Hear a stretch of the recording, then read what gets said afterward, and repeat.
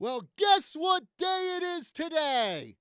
Well, besides being Saturday, today is our first Friday night football recap of the 2024 season. Yes, last night, the high school football season kicked off for our local teams with the smaller schools getting the ball rolling. Both Chino Valley and Mare had their season openers, and Chino, boy, did they have to spend a long time in the bus last night. They went up to Page to start their season. And while they did give a good accounting of themselves against the Sand Devils, Coach Ricky Herrera, now in his second season, did say that mistakes eventually caught up with them during the course of the night, and the Cougars lost 47-20. Ben Seibel, he threw 2 touchdown passes, one of them to Jeremiah Dubelchain. I hope I'm pronouncing that right. First time I think I've ever said his name on the air. The other was to Levi Atkins. Kai Holmes, a familiar guy over at Chino Valley, had a really good season with them last year. Kai Holmes, he had a rushing touchdown in last night's game. Mare, meanwhile, well, the good thing for them was they didn't have to board the bus to start their season because they were home last night and they hosted Williams, which is actually where I was last month. I did Arizona. I did the train to the Grand Canyon up there. Had a really good time. Unfortunately, the Wildcats did not have a good time on the gridiron last night. They lost 44-0 to the Vikings. So the tough times continue for Mare, as last season they had a 1-7 record, and in fact, that one win, that was due to a forfeit. So hopefully Coach Adam Larish and his guys, they can turn things around out there in Mare. Now, as for our local 4A schools, Bradshaw Mountain, they have their season opener next Friday. And man, oh man, do I feel for those guys, because they got a long trip ahead of them, because they got to head over to Snowflake to open up the season.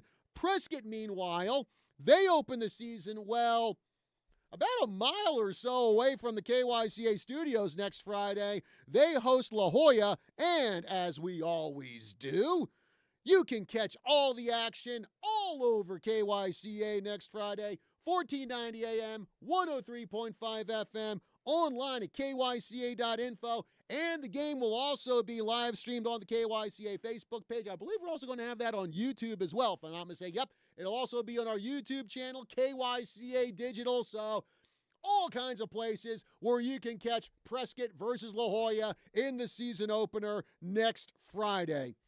Another year of play-by-play for Prescott Badger football. And how long has KYCA been doing play-by-play for the Badgers? I know it started long before I got here, and that was like in 1996.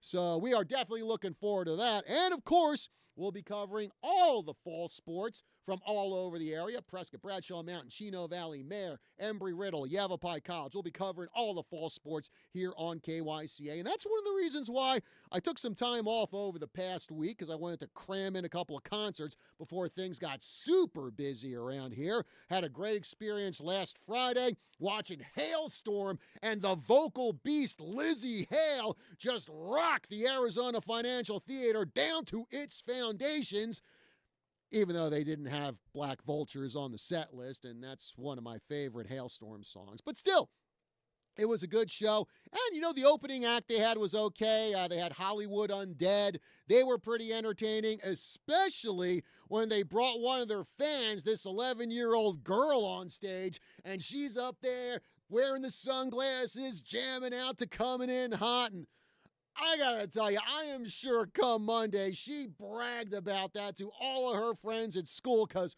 what a memorable experience that had to have been for her. And I just hope none of her teachers get curious and look up the lyrics to a typical Hollywood Undead song, because they like to use naughty words a lot. That teacher will probably go, what kind of place did her parents bring her to? Where's the number for CPS?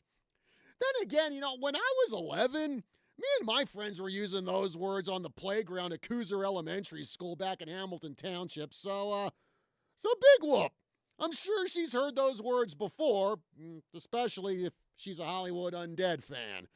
Then on Tuesday, I was down at Talking Stick Resort Pavilion, the outdoor venue in Phoenix that has a different name every single time I go see a concert down there. But no way was I missing this one, man.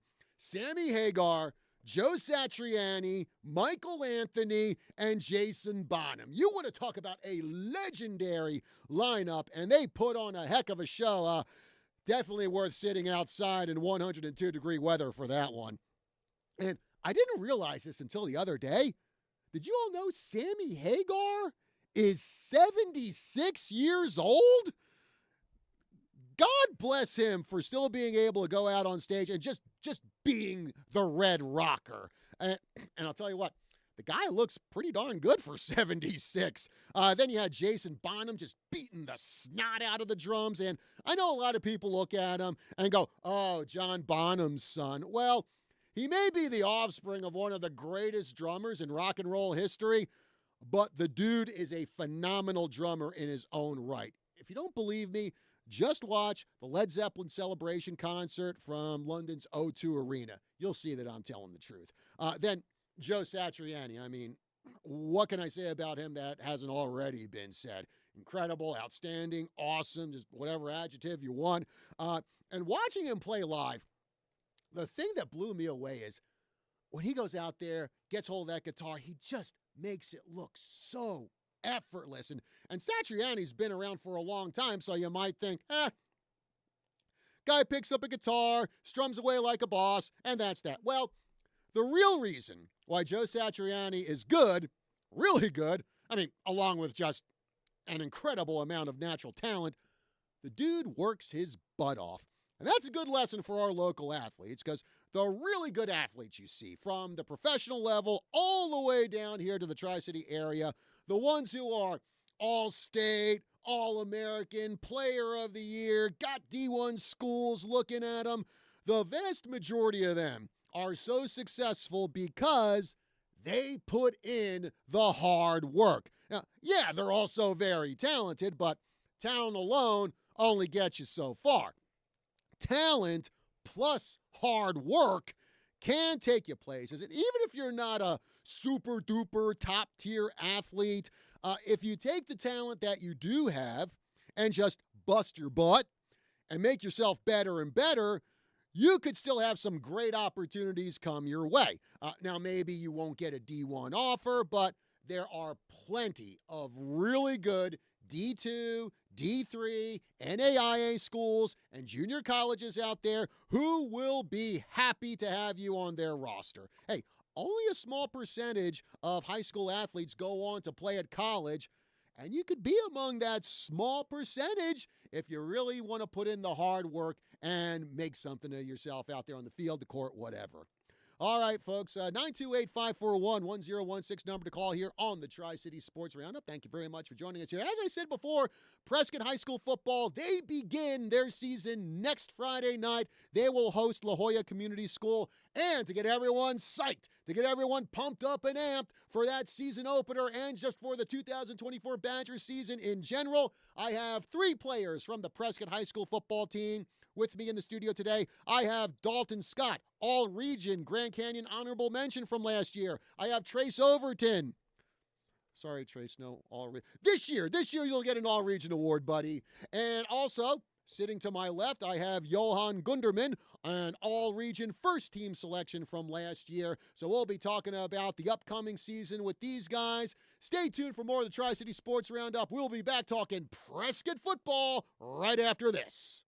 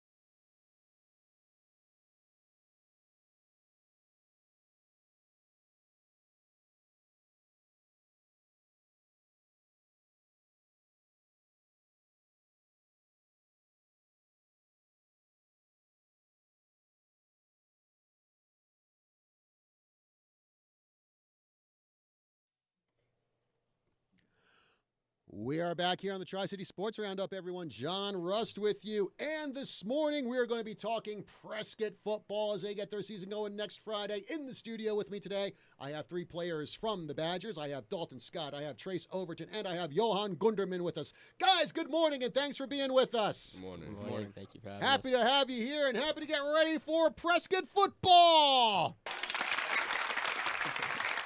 Yeah, got to steal Dr. Hancock's, sound effects here. I'm sure he doesn't mind. Well, anyway, speaking of getting started for football, now you guys had a scrimmage on Wednesday, I believe it was. You took on Post and Butte over at Bill Shepherd Field. So, Dalton, let me start with you. Just your overall impressions, how you felt Prescott did during that scrimmage. I felt our team did really good. Our defense came out super hard. O-line started off a little bit slow, but towards the end we picked up a lot of speed, and it was just a really good scrimmage overall. Great. Trace, what were maybe one or two things that really impressed you about the way Prescott played at that scrimmage Wednesday? The way we were able to rally after, the first drive, we weren't on offense, we weren't the greatest, but then the next drive with the ones, we totally stepped it up and went down and scored pretty quickly. Mm-hmm. And Johan, again, after many months of doing 7-on-7s, where you're just playing in shorts and T-shirts and just practicing and beating on one another, how good did it feel to finally put on all the equipment, go out there and play another team in a scrimmage like that? It felt really good. I was itching to put on pads. I'm still itching to put on pads this Friday. Can't wait to do that. But yeah, it felt good. We didn't throw the ball very much, but I felt good to just go out there with my team and us work together as a team to give our coaches an example of like what we can do, so we can figure out what we need to work on preseason. So, yeah, I feel good. Yeah. Good. And Dalton, we were talking about this before we went on the air, but one of the things that Coach Collette and his staff were doing on Wednesday in the scrimmage against Post and Butte, he says for you guys on the line, they were switching a lot of you around, doing some experimentation there. So talk a little bit about that and how that worked out for all you guys there in the trenches. So we did a little bit of the switching around, one, because we didn't have some of our athletes there, but two, just to get kind of a different feel in our scrimmage. I moved to center, which was my first time doing that. Made a few mistakes, but again, I think that experiment went over really well, and we played really hard. So. Mm-hmm. And Trace, after the scrimmage, after everything was over, you got all your plays in. What was the mood of Prescott? Did you guys feel like you accomplished a great deal Wednesday night against Post and Butte? Absolutely, we definitely did.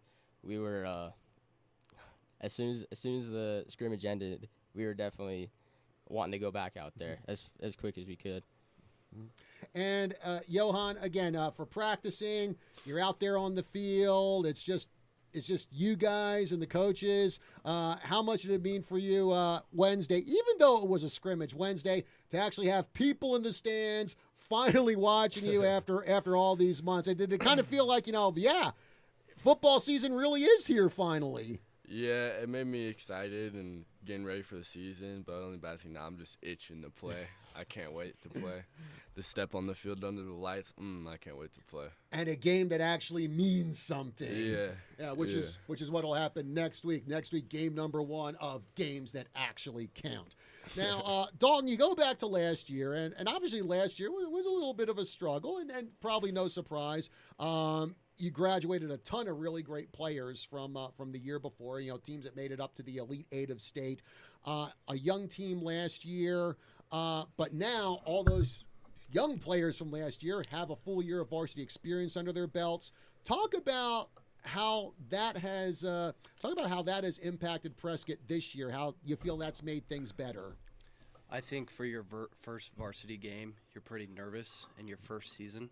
But since our whole team has pretty much already had their own season on varsity, they have all that experience built up, and they know how to handle the pressure and, hit harder, things like that. So I think it's built a better team overall to have that experience. So, Trace, I believe last year was your first year on varsity. Looking back on what you were like last year in your first varsity game, and looking at where you're at now, a week before the season starts, talk about what kind of progress you feel you've made. I feel like the game definitely it hasn't slowed down, but I've gotten used to the faster pace from the years before, freshman and youth. But I feel like I've made leaps and bounds in what I'm able to do on the field. And Johan, what about yourself? Let's go back to last year Yeah. when we were down at La Jolla, Yeah. where I think it was like about 106, 107 degrees for Yeah. kickoff. Uh-huh. Lovely. Yeah. What was your mood like that first time you stepped down the field and realized, oh man, I am actually playing my first varsity game for Prescott? Yeah, I mean, yeah, obviously you got the pregame jitters. You got a lot of super nervousness. So I don't know. I had never played receiver before. Last year was my first year playing receiver. Before that, I played DB for JV and stuff, and I kicked for varsity my sophomore year. And but yeah, I was super nervous, but once we started going, I was like, okay, I can get used to this. I can do this. But so now I'm just ready. I don't have those jitters anymore, and I'm ready to play. I'm ready to score touchdowns.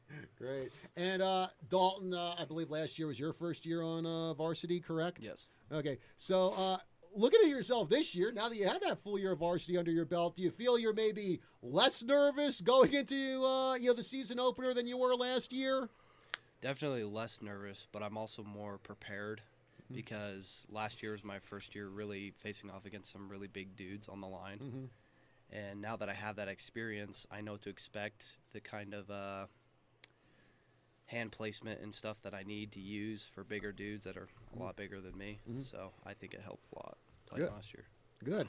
And Trace, I briefly touched on this, but going back to the summer, you guys were involved in a lot of 7-on-7s. And for people who may not have heard the term, may not be familiar, basically that's just you're going out there, your backs, your receivers, your DBs and linebackers are running through plays. But talk about, and even though you don't have the pads on, and like I said, it's only 7-on-7, just talk about how important those 7-on-7s are to improving yourselves as a team.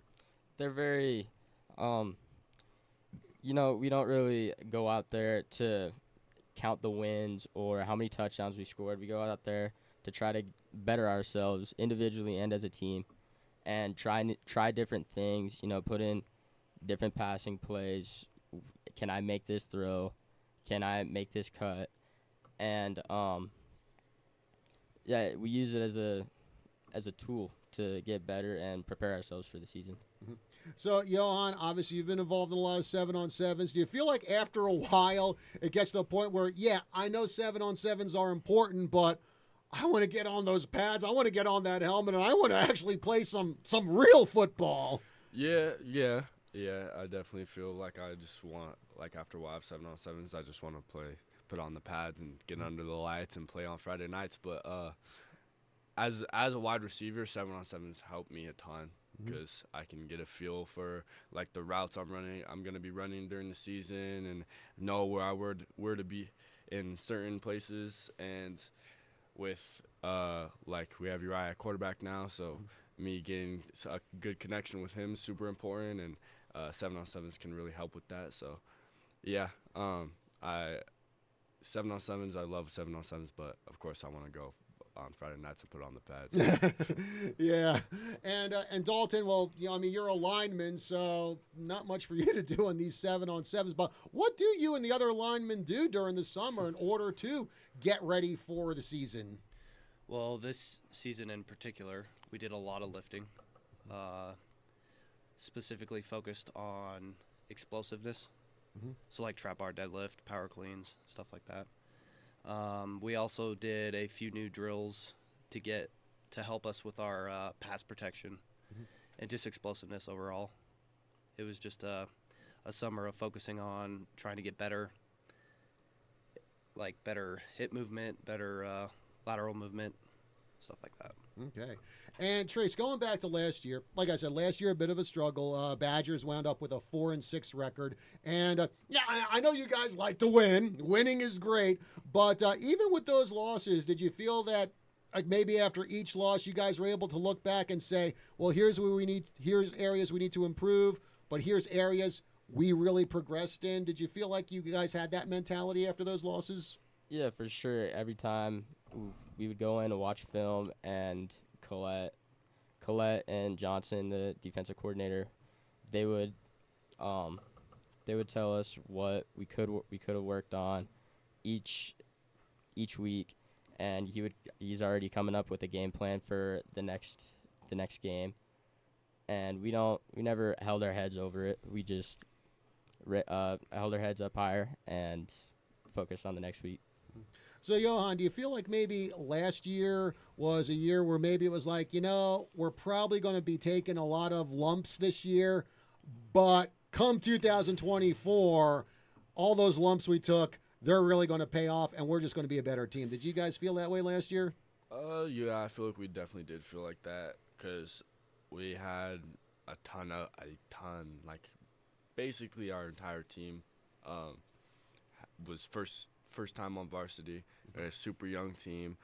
We had a new offensive coordinator that was not familiar with our offensive schemes. So obviously that kind of bit us in the butt a little bit too. But yeah, I feel like it helped us a lot in getting players ready to play like for our senior year now. So yeah, I think we're going to be an extremely strong team this year. All right. Well, folks, in the studio with me today, I have Dalton Scott, I have Trace Overton, and I have Johan Gunderman from the Prescott football team as we get set for the season opener next Friday. And remember, you can catch all the action right here on KYCA, 1490 AM, 103.5 FM, online at kyca.info, live streamed on the KYCA Facebook page and KYCA's YouTube channel, KYCA Digital. We got you covered. You will not miss a single play next week. Well, we're going to take a break here on the Tri-City Sports Roundup. We're going to come back. We're going to talk more Badger football with these guys right after this.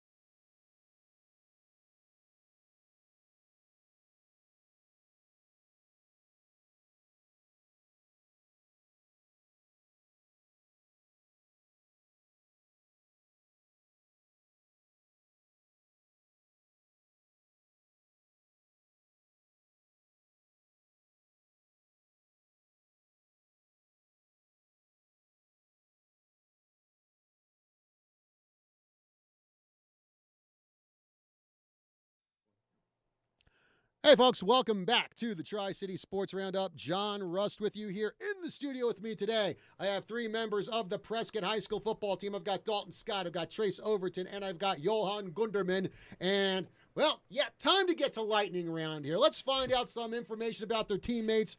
Hopefully some embarrassing information that we can laugh about, because that's always good. All right, so Dalton, I'm starting with you, man. Who would you say is the best dressed player on Prescott? Who's the guy who would be like walking into a room with ZZ Top's sharp dressed man playing behind him? Uriah Tennett. Definitely. So along with being a great athlete, also a snappy dresser. Trace, who would you say is probably the funniest guy on Prescott? Who is the team comedian? Either Blake McGlory or Garrison Gray, definitely. All right. Now, Johan, let's go the opposite route here. Who would you say is probably the most serious guy on Prescott? I'd have to go with Dalton Scott sitting right here. Congratulations, Dalton. Thanks. All right. And speaking of Dalton, who on Prescott would you say is the most talkative guy on the team? Who's the guy who, if I interviewed him after a game, I wouldn't have any problem getting good sound bites out of him? Cooper Kassoon, definitely. All right. And, okay, Trace, opposite end. Who's the quietest guy on the team? The guy who you would tell me, John, if you want to post-game comments, don't go to this guy. For sure, Kenny Terry. He never talks. And finally, Johan, who on Prescott can eat the most in one sitting? I'm going to have to go with Garrison Gray. Yeah, I've seen him destroy full-size pizzas extremely quickly.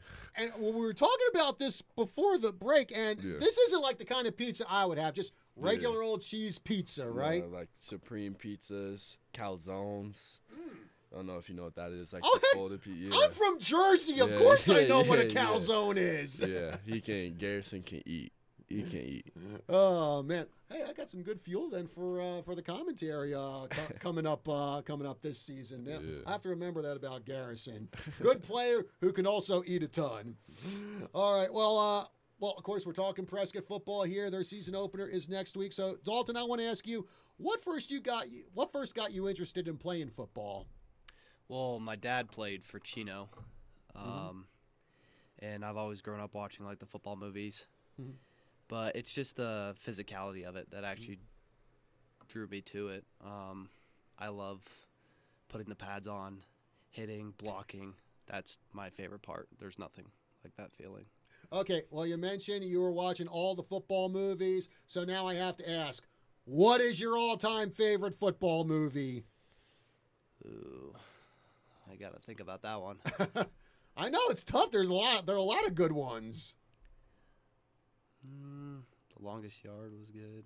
That's a good one. Okay, the original one or the one with Adam Sandler? Adam Sandler. Actually, I'll tell you what. I like Adam Sandler. I like that one too. I mean, I poo-poo remakes a lot, but Adam Sandler did a great job with that movie. Okay, so Longest Yard then. Okay, so Trace, what got you interested in playing football? Well, my dad, he raised me ever since I could remember. He was throwing a football. We were running around in the backyard, working on spin moves.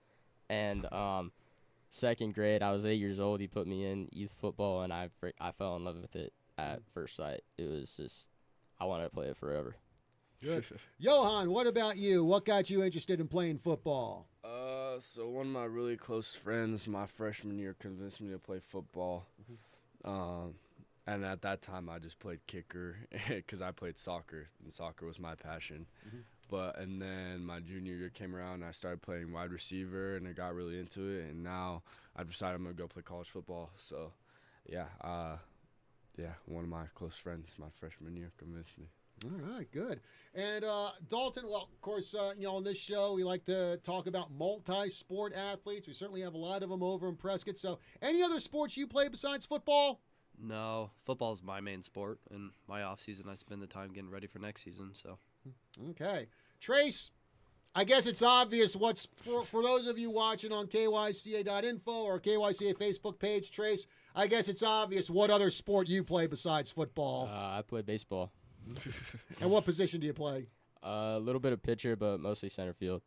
Okay. And, well, Johan, you mentioned you actually were part of the Prescott boys soccer team, but any other sports besides soccer and football? I don't know. I might do track this year, but other than that, I'm just going to be preparing myself to go play college football. So do track this year, man. Yeah. I mean, hey, all the running and jumping and everything, that'll definitely help you out. Yeah. Hey, look what it did for Jack Mason. I mean, he was a football player, and now he's D1 college. Wagner. Yeah. Yeah, back in Staten Island. Yeah, all actually, over there. actually used to date a girl from Staten Island when I was living back east. Well, anyway, again, we got the season coming up here on Friday, and probably one of the good things is probably a lot less road trips this year because Dalton, you guys had that one heck of a road swing last year where you went to Vista Grande, Combs, and then Lee Williams, and Lee Williams is on a Thursday night. Just talk about what that 3-week period was like, just one long road trip after another. It was definitely hard leaving, Mhm. every week. But I don't know. Road games are fun at the same time. Mhm. You get to go somewhere, and then especially if you beat them, it's kind of like, oh, we came to your place and we beat you. Mm-hmm. But we had to do what we had to do, and it was fun. Yeah, and Trace, is that kind of your mentality too? Is like it is what it is with these long trips. Yeah, we didn't really think too much of it last year. We were excited to just go play football. We didn't care where it was or when it was, to be honest. And of course, this year, not too much in the way of long road trips. You do have, week 2 and week 3 when you guys are on the road at Thunderbird and Northwest Christian, and then up at the Dome in Flagstaff. And then the last 2 road trips you got, well, one's not really a road trip. It's a Bradshaw Mountain and Mingus. To me, that's like half a road trip. Sure. So Johan, just your thoughts on the way the schedule has worked out for you guys this year. I like how our schedule's looking this year. Of course, everyone's looking forward to that Bradshaw game, which, like you said, is not really like a road game. It's like 20 minutes away. So, yeah, I'm excited. I don't really care if it's a road game or it's a home game. I just want to play football. and Dalton, again, going back to last year, you look at the 4 wins that you guys had. You beat La Jolla, you beat Combs, you beat Flagstaff, you beat Mingus. Maybe which one of those 4 games do you feel you looked at and went, yeah, things are really coming together for us? Maybe Mingus. Last year we had, or actually a really great team. The only problem is we couldn't get to that very end of the finish line. There's always like a little hiccup, and I think that's part of the discipline part. Is the little things. But we tried our best last year and did the best we could. So. Yeah. And Trace, again, 4-6 record, but obviously there was a lot of progress that you guys made. Just talk about how much you felt Prescott improved from the start of the season against La Jolla to your final game where you just really trounced Mingus. We made leaps and bounds in terms of like coming together as a team, for sure. The team dinners before every game on Thursday, and all the little things like the group chat, picking everybody up, telling each other we gotta come out hard, come out swinging. So I'd say the team chemistry, really made leaps and bounds for us over the season. And Johan, I think that's probably an aspect that maybe a lot of fans on the outside looking in don't realize, that it's not just practicing, it's not just games. There are a lot of things that you do that don't show up on the box score. They don't show up on our sports recaps here. Yeah. But just talk about how important it is to have that chemistry, and when maybe things aren't going well for a teammate, you just do your best to try to boost their spirits and kind of like Trey says, just lift them up to try to get them to be better. Yeah, obviously, like you want to lift every one of your teammates up if they're having a hard time and stuff like that. We gotta all work together for our season to go how we want it to go, because we're a team. This isn't an individual sport, and it's got to be like a machine. We gotta all the parts got to put together for it to work, and everyone's got to do their job for us to be a strong team and for us to do how we would like to do during the season. So, yeah. And, of course, Dalton, you're a senior this year. Johan, you're a senior. Talk about what kind of responsibility you guys have as seniors to not only be experienced players, but now, with being a senior, kind of having to be a leader on the team. Yeah, so especially this year, we tried something new. We have something called our Leadership Council now. So I think there's 7 of us, right, Johan? I think so, yeah. Yeah, 7 of us that we are kind of the voice for the team, and we're also the ones who, are the examples. And that's on the field, off the field, during the games. It's very important to show the younger players how to act and the type of commitment it takes to get up to varsity. And I can only imagine how much that takes a load off the shoulders of not just head coach Cody Collette, but all his assistant coaches, because, I mean, they can't be on you guys 24/7. They're not around you all the time. So talk about how much it helps them for you guys to kind of police yourselves. I think it helps them a lot because, they're there for us all the time, but they have all of our plays to look at, all of our stuff in practice. And I think us coming together, and it means more from a leadership standpoint if a team member or team members are leading instead of just the coaches. Makes a bigger impact. Okay. And, well, Trey, since we are a week away from opening day, if you can tell us, what do you think are going to be some of the biggest strengths for the Prescott football team this year? For sure, our speed. I'd say we have one of the fastest teams in not just 4A, but all of Arizona. I wouldn't doubt that at all. And definitely our offensive schemings are going to be great. Yeah. Well, I think we got a pretty fast guy sitting next to me right here in Johan. I know calling some of your touchdown catches last year, seeing you sprint across the field, like, yeah, this guy definitely has some afterburners in his shoes. But Johan, on the other end, if there were maybe 1 or 2 things you'd like to see Prescott improve on before next week's season opener versus La Jolla, what would they be? Well, obviously, I want our defense to just be shut down. I want shutouts. I want us to shut teams out and beat teams 40, 50, 0.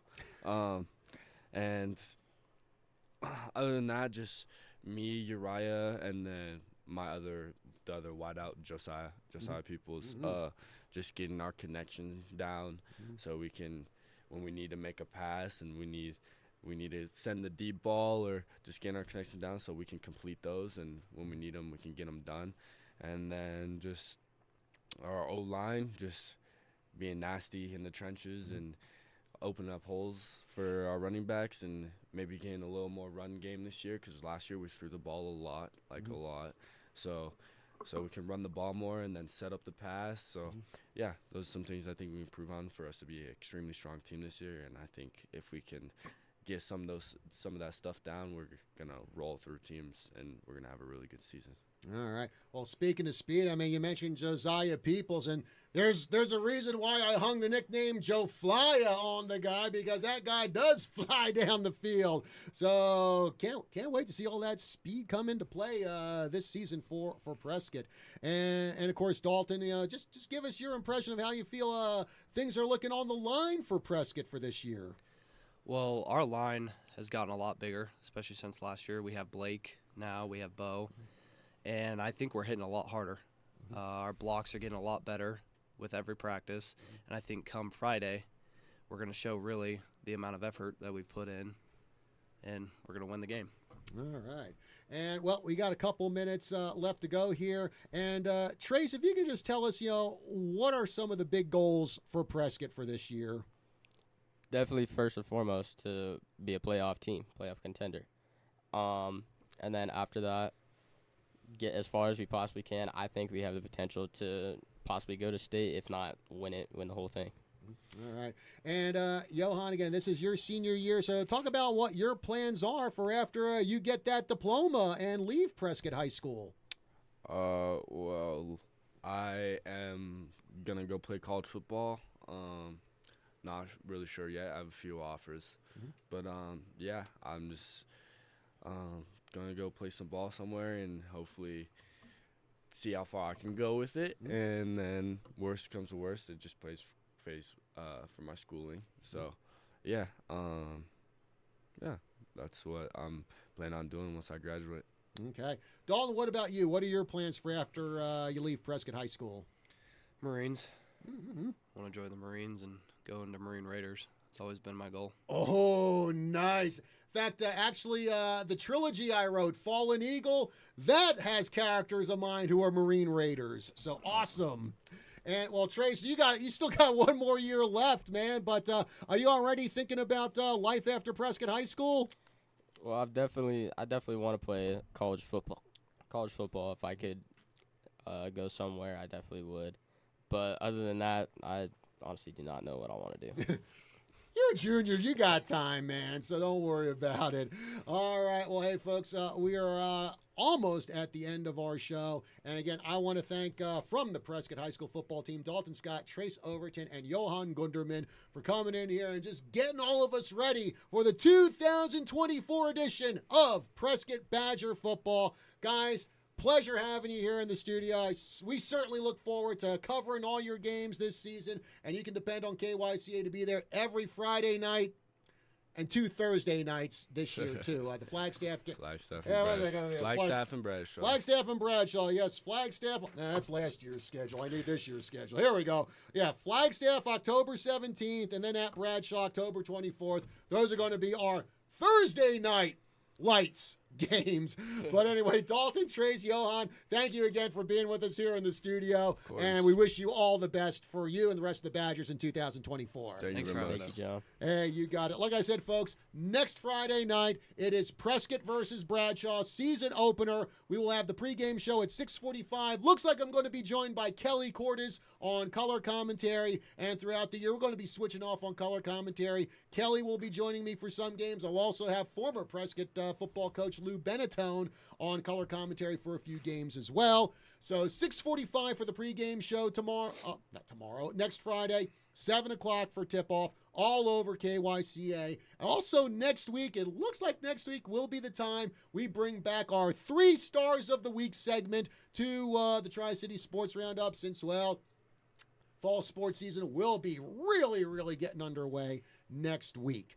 So again, folks, thank you very much for joining us here on the Tri-City Sports Roundup. Hey, if you want some good soccer, head on out to Ken Lindley Field today at 12:30. Yavapai College women versus Snow College over there, part of the Rough Rider Showcase. Well, folks, till next week.